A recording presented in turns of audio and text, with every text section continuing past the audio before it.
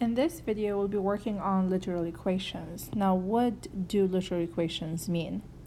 It means when you are given a variable in terms of other variables and they ask you to solve for something specific.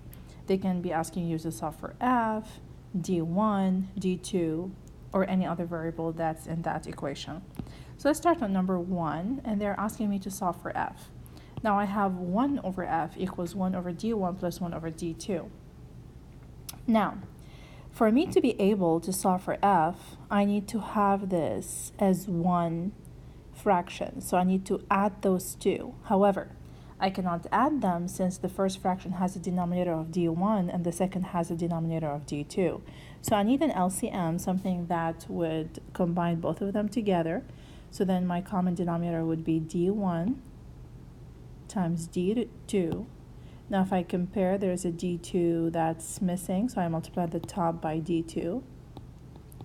Now if I compare the second denominator by my LCM, there's a d1 missing, so I multiply the 1 times d1. Now there you go. I have 1 over f equals d2 plus d1 over d1 times d2. Now since I have one fraction equal to one fraction, because I combined those two together, I can simply do the reciprocal of both sides, and that will help me solve for f. So 1 over f, the reciprocal would be f, equals d1 times d2 over d2 plus d1. Now the reason I was able to do the reciprocal of both sides, it's because I have one fraction equal to the other. Could I have done the reciprocal from the beginning? No, because we had plus between those two fractions, so I have to add them first before I do the reciprocal. So now let's choose another problem to solve for example, number 2. Now I'm asked to solve for e. So that's what literal equations is about, when they give you an equation and they ask you to solve for the other variable.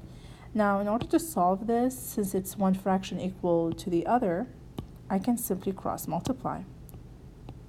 So 1 times 2e, that's 2e, equals mv squared. And I want e, so I'm going to divide both sides by 2.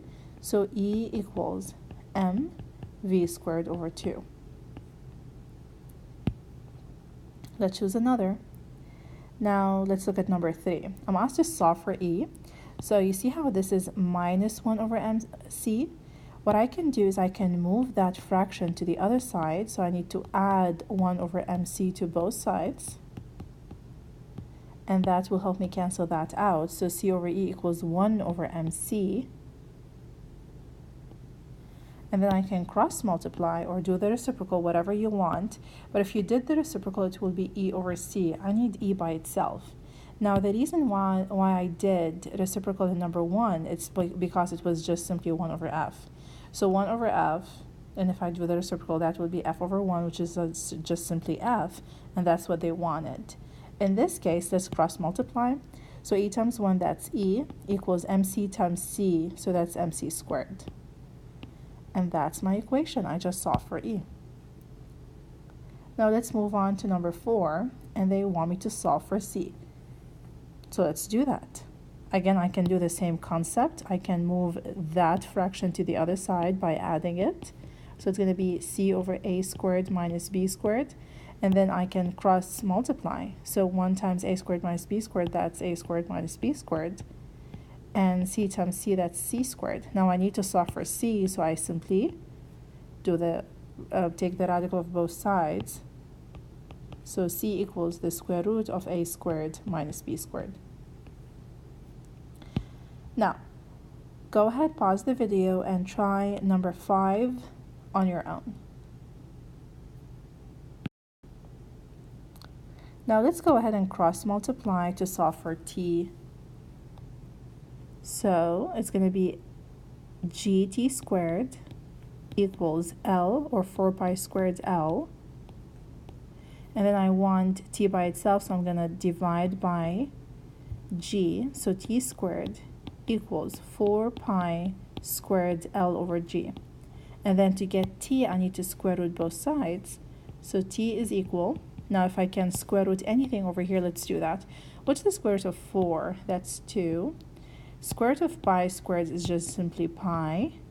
and then square root of L over G. I cannot square root L or G since they're not being squared. So there you go. That's it. I just solved for T. Now let's move on to number 6. Go ahead, pause the video and try that on your own. Now let's cross multiply like we did earlier. So that's going to give me b squared r squared q equals 2vm. Now I need b, so I'm going to divide by r squared q.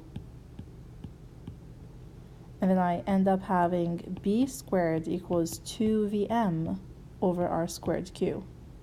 Now I need to square root both sides to get b by itself.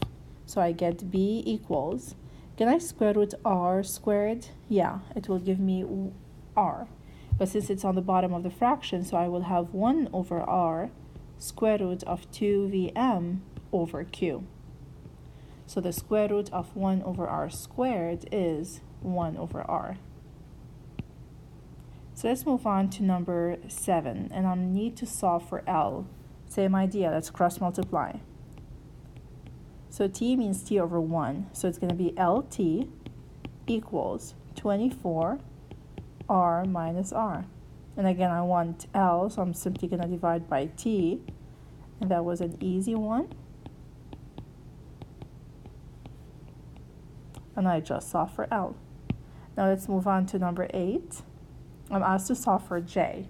Now you see how there's a J over here and J over here, so I need to combine them somehow to be able to solve for J. So I cannot have J in terms of J.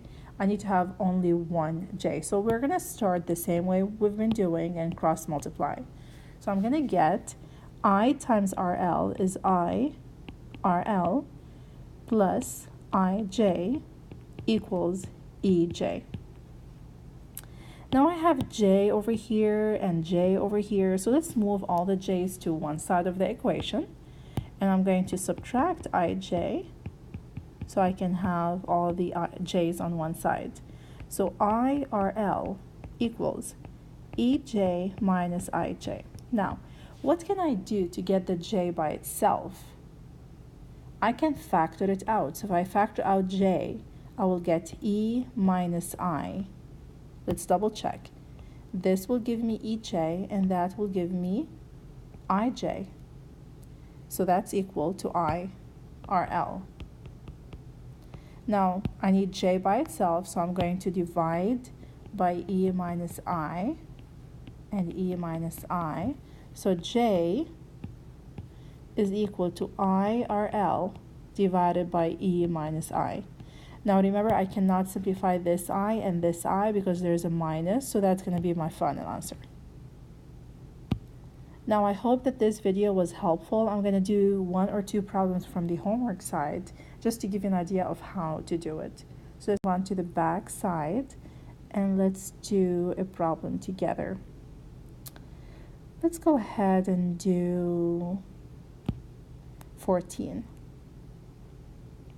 So I want to solve for B. So what I'm going to do first is get B by itself. So I'm going to subtract A from both sides. So it will be P minus A equals N minus 1 times B. Now to get B by itself, I'm going to divide both sides by N minus 1. So B is P minus A over N minus 1. So that is basically H. That's the answer. So 14 is H. Where is 14? There you go. So that's an H. Make sure that you read instructions carefully and then do the rest of this worksheet on your own.